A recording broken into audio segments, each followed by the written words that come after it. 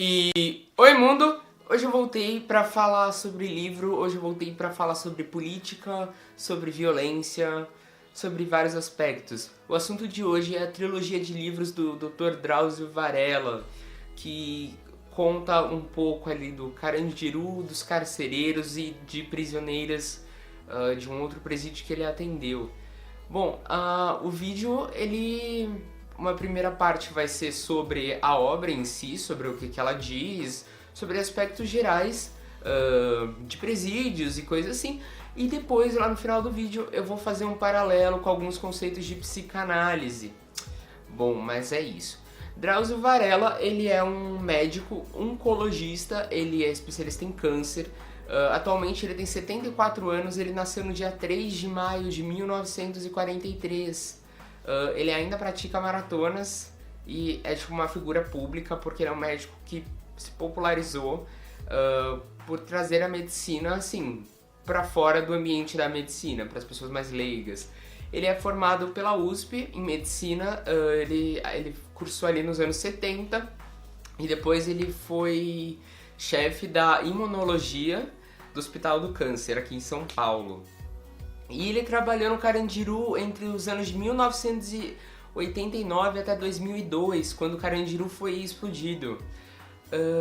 E bom, agora vou começar a falar sobre os livros em si. O primeiro livro dele é o Carandiru, lançado em 1999 e que depois que se tornou um best-seller, ganhou o prêmio Jabuti e que em 2003 ele ganhou uma adaptação para as telas do cinema sobre a direção do Hector Babento. Bom, esse livro, na verdade a trilogia inteira, ela é impressionante e eu separei alguns aspectos que eu quero abordar mais. Ele fala bastante sobre a solidão nesse primeiro livro, sobre a pessoa que entra, deixa tudo que tem lá fora e simplesmente ela não tem nada, ela não tem as condições mínimas para se gerir ali, ela tá meio que sozinha porque também não pode demonstrar fraqueza diante dos outros detentos, então é meio enlouquecedora, como ele mesmo diz.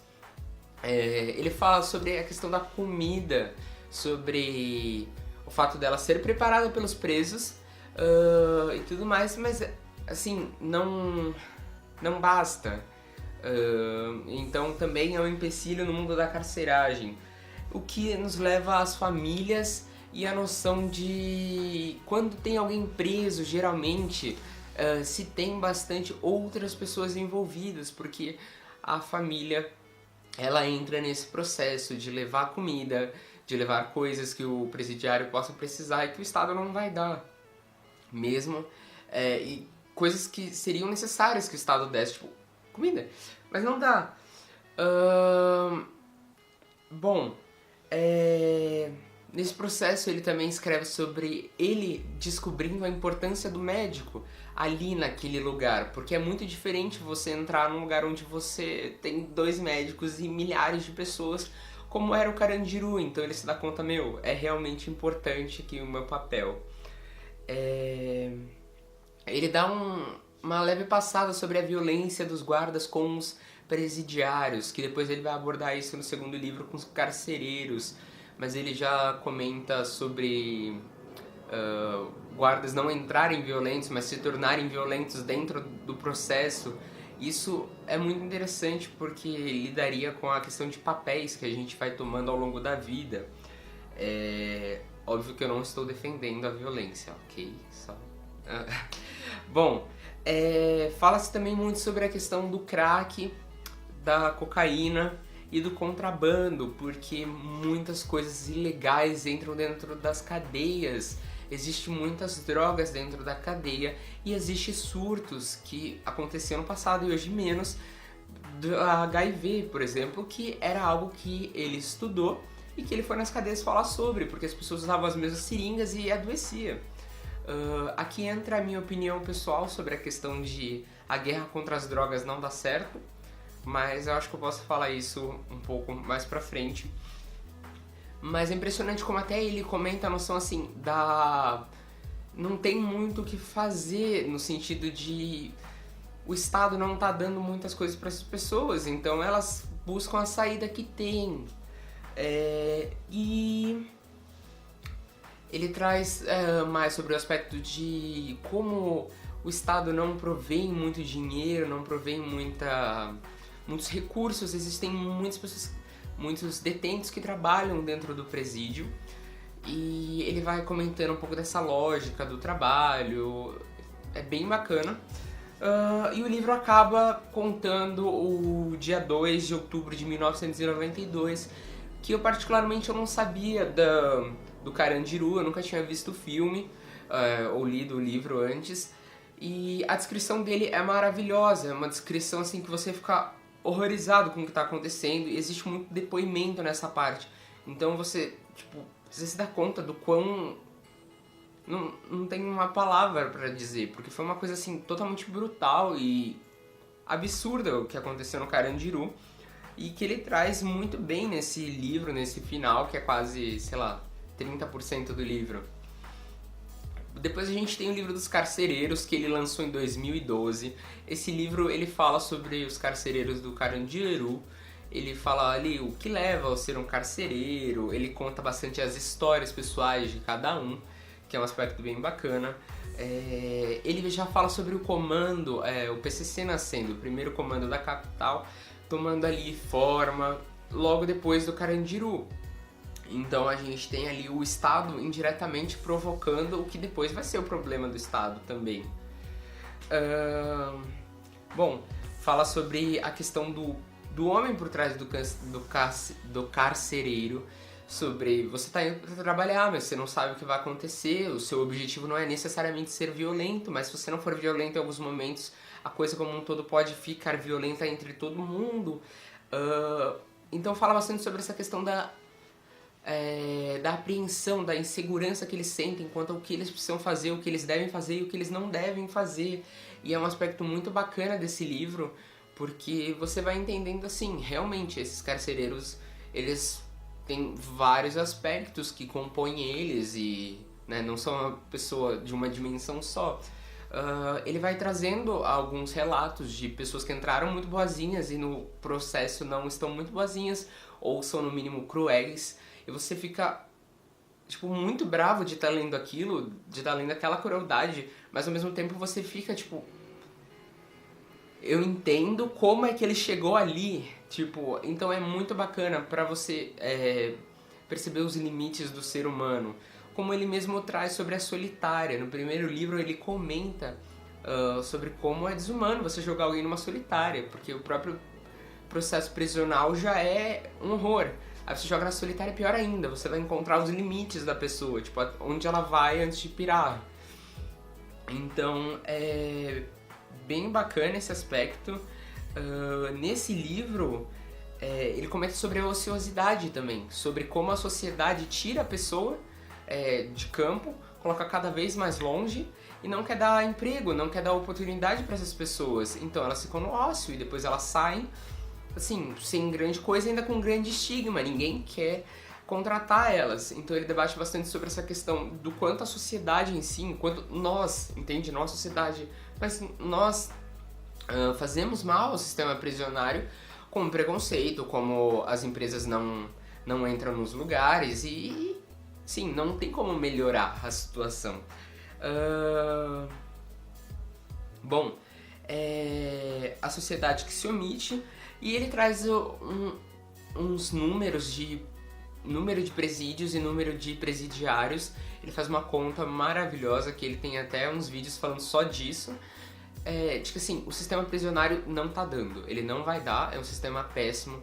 Então ele levanta debates até sobre o que seria ali justo, injusto, prender ou não prender. Levanta debate sobre as drogas, de pequenas quantidades de drogas, leva a pessoa pra cadeia, na cadeia ela não tem o que fazer.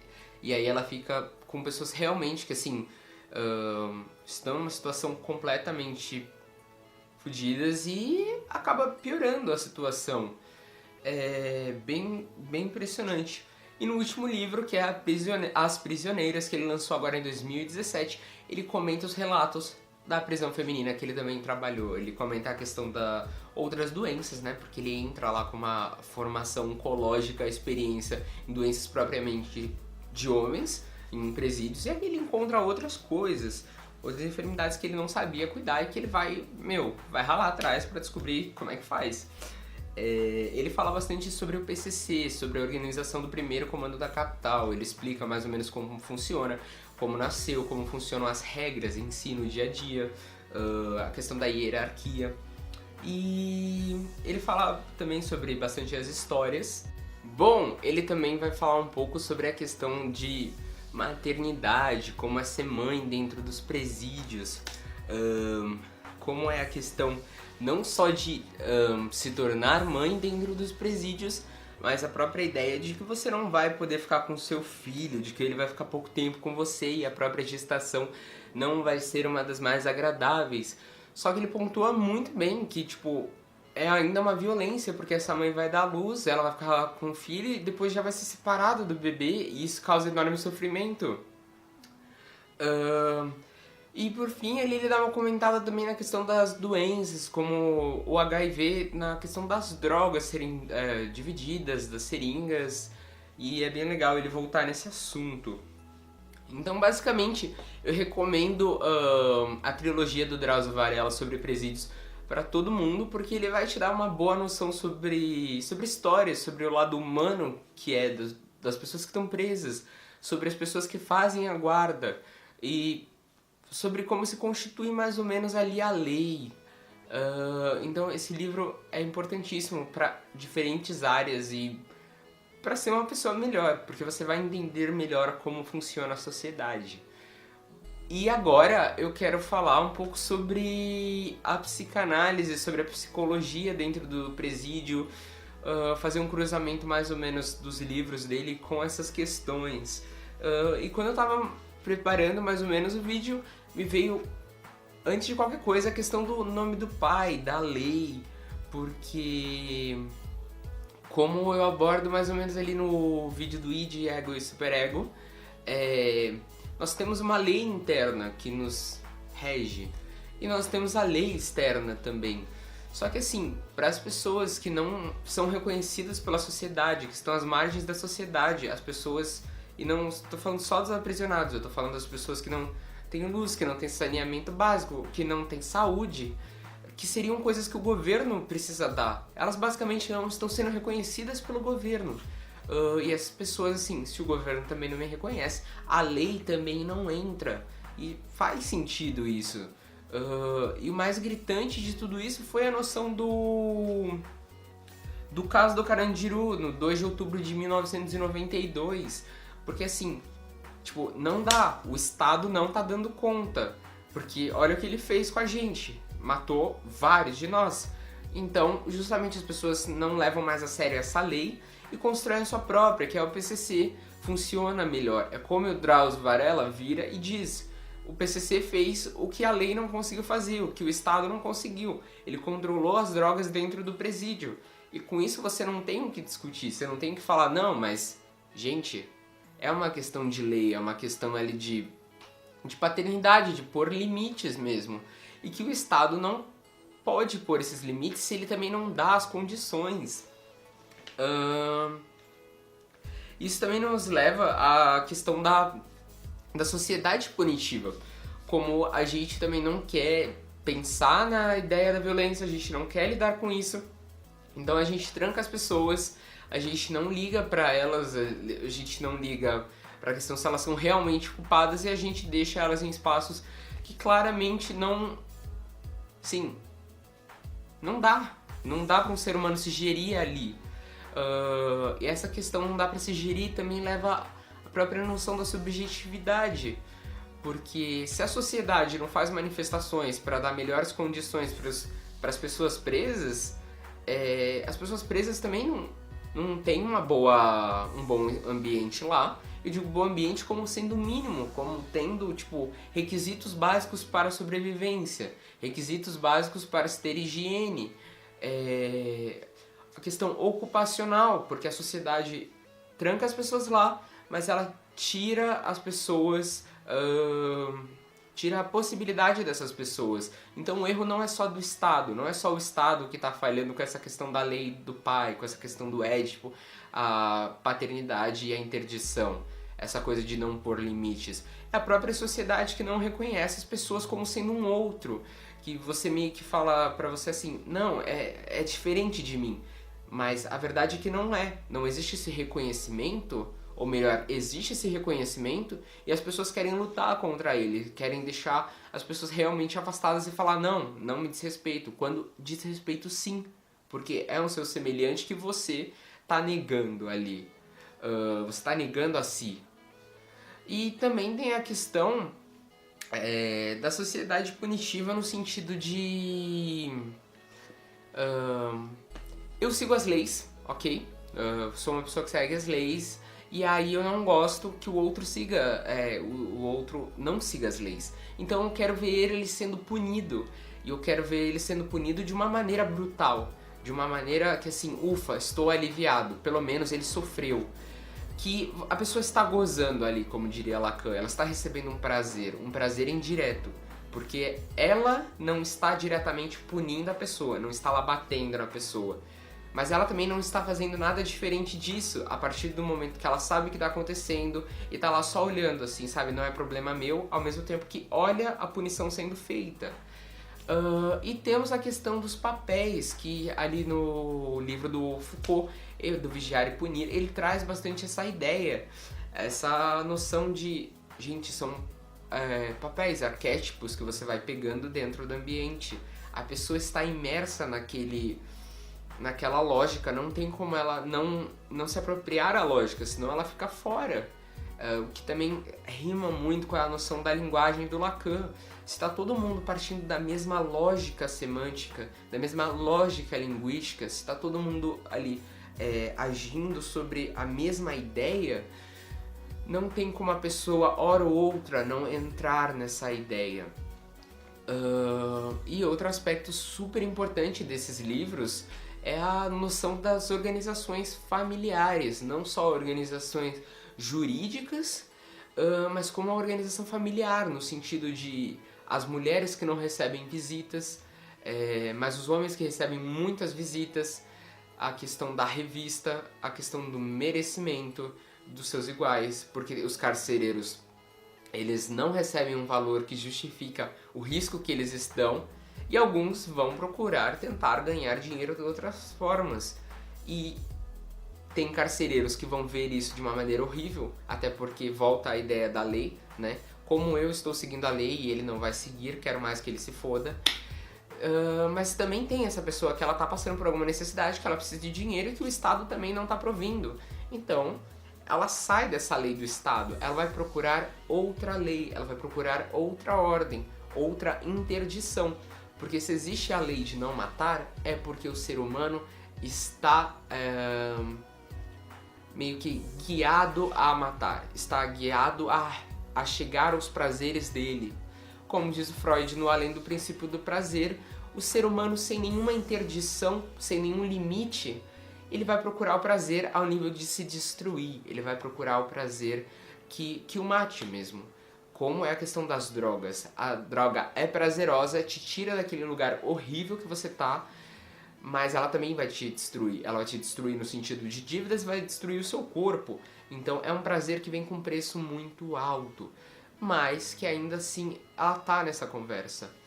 Então essa segunda parte do vídeo era mais para dizer como a questão das cadeias precisa ser revista, como a questão do encarceramento precisa ser revista, como precisamos olhar e dar mais condições para as pessoas que são presas, como precisamos urgentemente entender que não é porque eu não estou preso que não me desrespeita o âmbito das cadeias, e também a própria ideia de que o Estado está tão falido que o PCC tem mais voz, e o PCC dá mais qualidade de vida para as pessoas do que em certos locais do que o Estado. E ele também tem as suas regras. Como no Estado você também tem que pagar impostos para ter benefícios, o PCC também pede coisas em troca. E é lógico isso, é uma questão lógica, assim, você tá dando e tá recebendo. Enfim, esse vídeo era mais para levantar algumas dúvidas, trazer algumas questões Eu espero muito que todo mundo leia a trilogia do Drauzio Varela, que é maravilhosa. E é isso aí.